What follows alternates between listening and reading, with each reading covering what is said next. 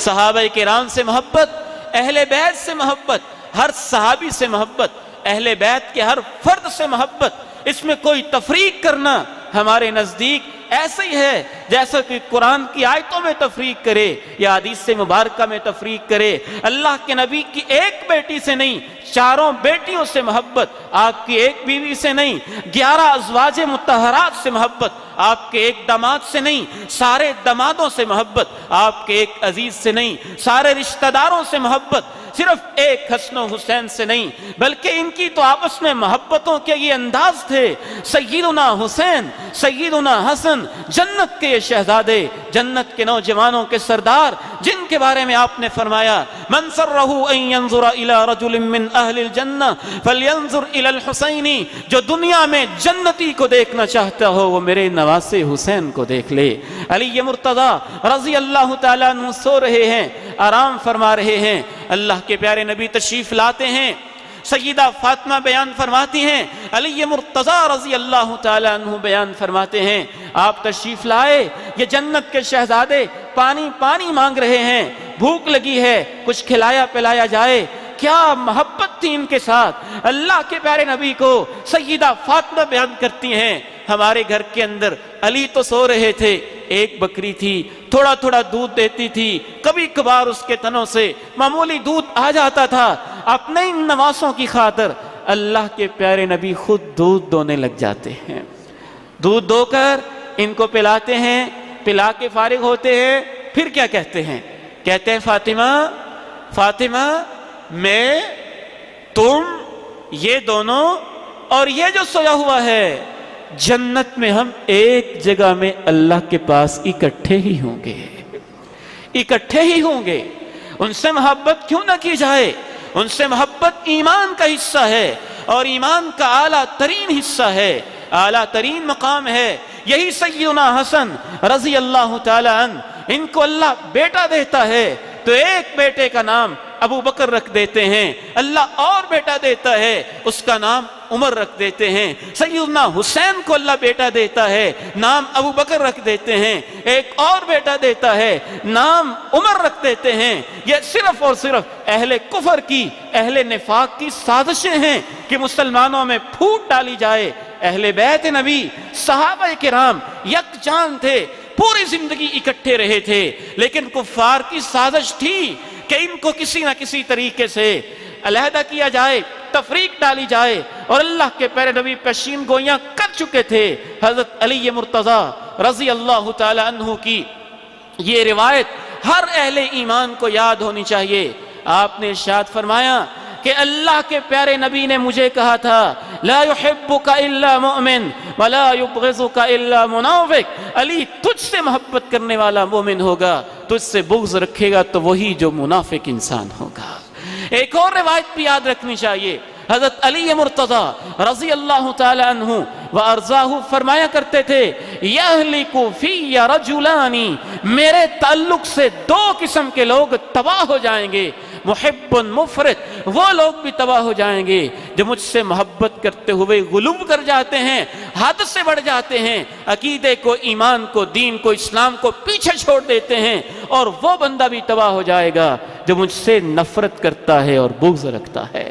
ایک اور روایت میں سیدنا علی مرتضیٰ رضی اللہ تعالی عنہ نے اس سے بھی آگے بڑھ کے کہہ دیا میری وجہ سے دو قسم کے لوگ جہنم میں چلے جائیں گے، آگ میں چلے جائیں گے، ایک وہ انسان جو مجھ سے محبت میں حد سے بڑھ جاتا ہے، اور ایک وہ انسان جو میرے اوپر بہتان تراشیاں کرتا ہے۔ اور اسلامی تاریخ نے دونوں طرح کے لوگ دیکھے، وہ لوگ جو علی مرتضیٰ رضی اللہ تعالیٰ عنہ سے بغض کرنے والے تھے ان کو خوارج کہا جاتا ہے، ان کو تکفیری کہا جاتا ہے، ہر مسلمان پہ کفر کے فتوے چلانے والے، سختیاں، شدت پسند قسم کے لوگ، اور ان کو دوسری اصطلاح کے اندر ناصبی کہا جاتا ہے، اہل بیت نبی سے بغض رکھنے والے۔ اور دوسری قسم کے وہ لوگ جنہوں نے علی مرتضیٰ رضی اللہ تعالیٰ عنہ کو نبی کے مقام سے آگے بڑھا دیا، حتیٰ کہ بعض میں اللہ تک بنا دیا، ان کو مشکل کشا، حاجت روا بنا دیا، ان کے اندر وہ صفات پیدا کر دیں جو کہ اللہ کی صفتیں ہیں، اور ان سے وہ کچھ مانگنے لگے جو اللہ سے مانگنا چاہیے۔ یہ اپنی محبت میں حد سے بڑھنے والے لوگ ہیں۔ یہ دونوں قسم کے لوگ دین اسلام پہ اور اس کی تعلیمات پہ عمل پیرا نہیں ہیں۔ اہل السنہ والجماعہ دین اسلام کی اعتدال کے راہ کے اوپر قائم ہیں کہ ایک ایک صحابی سے محبت اور اہل بیت سے بالخصوص اضافی ایک درجہ محبت کہ وہ اہل بیت نبی ہیں صحابی ہونے کے ساتھ ساتھ، اور اس طرح سے علی مرتضیٰ سے محبت، ابوبکر صدیق سے محبت، عمر فاروق سے محبت، عثمان غنی سے محبت، علی مرتضیٰ سے محبت۔ اسی طرح وقت گزرتا جاتا ہے۔ آخری بات کر کے میں آپ سے اجازت چاہتا ہوں، حتیٰ کہ کفار کی یہ سازشیں ایک دن کامیاب ہو جاتی ہیں۔ منافقین کی، اہل کفر کی سازشیں جو شروع ہی سے چاہتے تھے کسی نہ کسی طرح سے اسلام کو کمزور کیا جائے، عمر فاروق رضی اللہ تعالیٰ عنہ کو شہید کر دیا گیا، عثمان غنی رضی اللہ تعالیٰ عنہ کو شہید کر دیا گیا، علی مرتضیٰ رضی اللہ تعالیٰ عنہ کو شہید کر دیا گیا۔ انہی سازشوں کا تسلسل تھا، لیکن اب اس نے رنگ بدل لیا تھا۔ کوفہ کے اندر کچھ لوگ جمع ہو کے سیدنا حسین رضی اللہ تعالی عنہ کو دعوت نامے لکھتے ہیں، خطوط لکھتے ہیں، خطوط کی بھرمار ہو جاتی ہے۔ آپ وہاں تشریف لے جاتے ہیں اور وہ غم و الم کی کہانی وہاں پہ رونما ہو جاتی ہے، جس کی خبر بھی اللہ کے پیارے نبی کو جبریل امین آ کے دے چکے تھے۔ آپ علیہ الصلوۃ والسلام کے ایک عزیز کزن جناب ابن عباس کہتے ہیں، میں سویا ہوا تھا خواب کے اندر، موجم کبیر طبرانی کی حدیث مبارک ہے، خواب میں دیکھتا ہوں اللہ کے پیارے نبی کے بال بکھرے ہوئے ہیں، آپ کے ہاتھ میں شیشی ہے اور اس کے اندر خون جمع کر رہے ہیں۔ میں پوچھتا ہوں اللہ کے پیارے نبی یہ کیا ماجرا ہے؟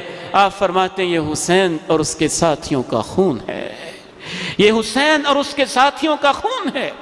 سیدنا علی مرتضیٰ رضی اللہ تعالی عنہ بھی نینوا کے مقام پہ اپنے غلام اور اپنے خادم نجی رضی اللہ تعالی عنہ ان کے ساتھ اپنے خادم کے ساتھ جا رہے ہیں اور کہتے ہیں یہاں فرات کے کنارے میں اللہ کے پیارے نبی کے ساتھ جا رہا تھا۔ آپ یکدم آنکھوں میں آنسو آ جاتے ہیں، آنسو بہا رہے ہیں۔ میں آپ سے پوچھتا ہوں آپ کی آنکھوں میں آنسو کس لیے جاری ہیں؟ آپ مجھے فرماتے ہیں جبریل نے مجھے آ کے بتایا ہے فرات کے کنارے حسین کو شہید کر دیا جائے گا۔ انہی کفار کی یہ سازش کامیاب ہوتی ہے اور وہ بلانے کے بعد آپ کو سپورٹ نہیں کرتے، مدد نہیں کرتے، اور سیدنا حسین رضی اللہ تعالیٰ عنہ کی بہن واضح طور پہ کہتی ہیں کہ تمہارے مرد کوفہ والوں ہمارے اوپر حملے کرتے ہیں اور تمہاری عورتیں بین کرتی ہیں۔ سیدنا حسین رضی اللہ تعالیٰ عنہ میدان کربلا میں اکیلے بیٹھے ہیں، آ کے دیکھنے والا دیکھتا ہے، کہتا ہے اس میدان میں تنے تنہا قرآن کی تلاوت، داڑھی آنسوؤں سے تر اور قرآن ہاتھ کے اندر اور اس کی تلاوت ہو رہی ہے۔ پوچھنے والا کہتا ہے یہاں کیا ہو رہا ہے؟ ہزاروں خط کا ڈھیر لگا ہے۔ سیدنا حسین رضی اللہ عنہ ان کی طرف اشارہ کر کے کہتے ہیں یہ جنہوں نے خط بھیجے ہیں ما اراہم الا قاتلی، مجھے لگتا ہے کہ یہ مجھے مروائیں گے، یہ مجھے شہید کروائیں گے، یہ میرے خلاف سازشیں کریں گے۔ صحیح بخاری سے پتہ چلتا ہے قتل کس نے کیا اور اس عظیم سانحے کے پیچھے ہاتھ کس کا تھا؟ وہ کوفہ والے لوگ جو اوپر سے محبت کا اظہار کرتے اندر سے مسلمانوں کے خلاف تھے۔ ابن عمر رضی اللہ تعالی عنہ سے ایک آدمی آ کے مسئلہ پوچھتا ہے حالت احرام کے اندر کیا مچھر کو مارا جا سکتا ہے؟ حاجی کے لیے جائز ہے؟ جناب ابن عمر کہتے ہیں تم کوفے سے آئے ہو، تمہیں شرم نہیں آتی؟ تم نے تو اللہ کے پیارے نبی کے نواسے کو شہید کر دیا اور مجھ سے مچھر مارنے کے بارے میں سوال کرتے ہو۔ اللہ رب العزت سے دعا ہے ان سازشی عناصر سے امت کو اللہ تعالیٰ محفوظ فرمائے۔ یا اللہ ہم آپ کو گواہ بنا کے کہتے ہیں ہم تیرے نبی کے اہل بیت سے محبت کرتے ہیں، ہمیں ان کے قدموں میں جنت میں جگہ نصیب فرما۔ ابوبکر صدیق، عمر فاروق، عثمان غنی، علی مرتضیٰ، ایک ایک صحابی سے ہمیں محبت ہے، ہمیں ان کے ساتھ جنتوں میں اکٹھا فرما۔ وآخر دعوانا الحمد للہ رب العالمین۔